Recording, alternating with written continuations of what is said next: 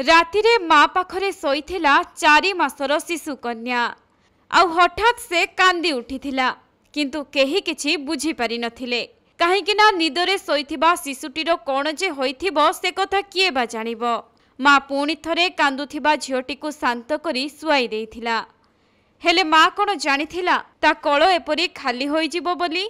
केई घंटा परे शिशु कन्याटी अति गुरुतर हेबारु ताकु डाक्तरखानाकु निया जाइथिला हेले सेठारे डाक्तर ताकु मृत घोषणा करिथिले।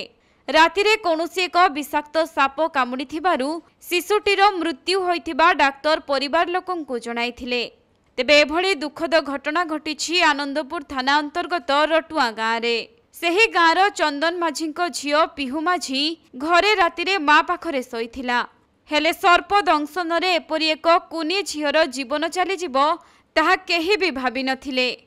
तेणु एभली अघटन घटिबा परे सारा अंचल रे शोकाकुल परिवेश सृष्टि होइछि।